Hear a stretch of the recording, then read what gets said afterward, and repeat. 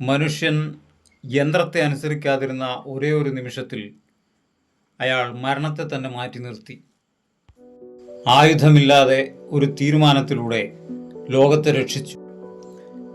സംഭവിച്ചു പോകാമായിരുന്ന ആണവയുദ്ധവും നിരപരാധികളുടെ മരണവും തൻ്റെ സ്വന്തം തീരുമാനത്താൽ ഒഴിവാക്കിയ ആ മനുഷ്യനെ നിങ്ങൾക്കറിയാമോ? അത് സംഭവിച്ചത് ശീതയുദ്ധകാലത്തായിരുന്നു.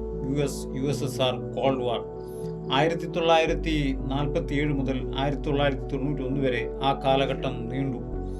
അതിൽ 1983 ആണവായുധ ഭീഷണി മനുഷ്യനെ ഏറ്റവും ഭയപ്പെടുത്തുന്ന വർഷമായിരുന്നു. അലാറങ്ങൾ, സൈനിക അഭ്യാസങ്ങൾ, പരസ്പര അവിശ്വാസങ്ങൾ എല്ലാം ചേർന്ന് ലോകം ഞെരുങ്ങിപ്പോയിരുന്നു. 1983 സെപ്റ്റംബർ 26 രാത്രി 12:15 മോസ്കോ ടൈം. ആളുകൾ ശാന്തമായ ഉറക്കത്തിലായിരുന്നു. ഒന്നും അറിയാത്ത നിരപരാധികൾ.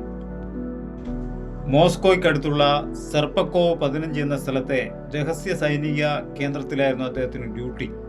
സോവിയറ്റ് യൂണിയന്റെ ന്യൂക്ലിയർ എയർലി വാർണിംഗ് സിസ്റ്റത്തിൽ അദ്ദേഹം സോവിയറ്റ് എയർ ഡിഫൻസ് സിസ്റ്റത്തിലെ ലഫ്റ്റനന്റ് കേണലായിരുന്നു. Nuclear early warning system duty ഓഫീസറായിരുന്നു ആ സമയം അയാൾ. 1983 സെപ്റ്റംബർ 26 രാത്രി 12:15 അദ്ദേഹം തന്നിലർപ്പിച്ച ചുമതലയിലായിരുന്നു. പുറത്തു ലോകം തണുപ്പിന്റെ ആലസ്യത്തിൽ കട്ടിപ്പുതപ്പുകളിലേക്ക് ചുരുണ്ടുകൂടി. കനത്ത മഞ്ഞിൽ നക്ഷത്രങ്ങൾ നൃത്തമാടിക്കൊണ്ടിരുന്നു. ചുറ്റുപാടുകൾ ശാന്തമായി ഉറങ്ങിയപ്പോൾ അയാൾ ഉറങ്ങാതെ കമ്പ്യൂട്ടർ സ്ക്രീനിലേക്ക് കണ്ണുനട്ട് കാത്തിരിക്കുകയായിരുന്നു. പെട്ടെന്ന് കമാൻഡ് കൺസോളിൽ ചുവന്ന ഫ്ലാഷ് ലൈറ്റുകൾ തെളിഞ്ഞു.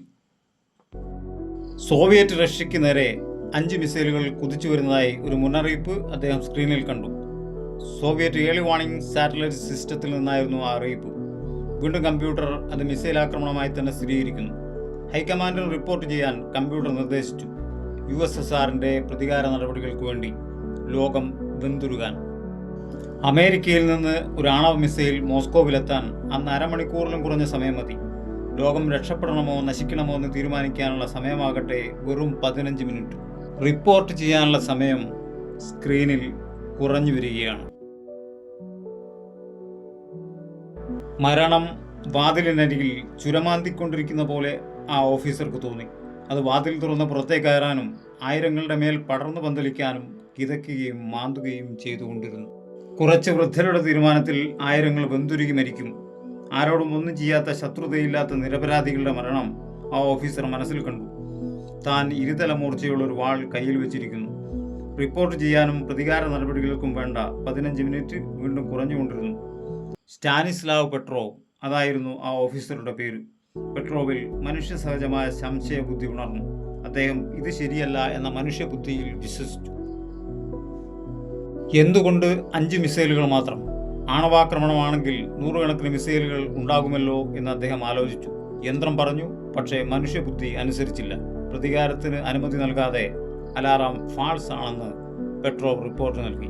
മനുഷ്യൻ യന്ത്രത്തെ അനുസരിക്കാതിരുന്ന ഒരേ ഒരു നിമിഷം അദ്ദേഹം ആയിരക്കണക്കിന് നിരപരാധികളുടെ ജീവൻ രക്ഷിച്ചു. തൻ്റെ കർമ്മം അതിൻ്റെ ഫലത്തെക്കുറിച്ച് ആലോചിക്കാതെ ചെയ്തു തീർത്തു. സൂര്യപ്രകാശം സാറ്റലൈറ്റിനെ കബളിപ്പിച്ചതാണെന്ന് പിന്നീടാണ് മനസ്സിലായത്. ആളുകൾ ഉറങ്ങുന്ന രാത്രിയിൽ മരണത്തെ പുറത്തേക്കിറങ്ങാൻ അനുവദിക്കാതിരുന്നത് ഒരാളുടെ മാത്രം ഉറക്കമിളച്ച ജാഗ്രതയായിരുന്നു. ചരിത്രവും കാലവും അദ്ദേഹത്തെ എന്നും ഓർമ്മിക്കും. Stanislaw Petrov. അദ്ദേഹത്തിന് കിട്ടിയതാവട്ടെ ഒറ്റപ്പെടലും ശിക്ഷയും നിശബ്ദ ജീവിതവുമായിരുന്നു. ലോകമറിഞ്ഞത് വർഷങ്ങൾക്ക് ശേഷവും. ആയിരക്കണക്കിന് പെട്രോവുമാർ അല്ലേ, പേരറിയാത്തവരും അറിയുന്നവരും.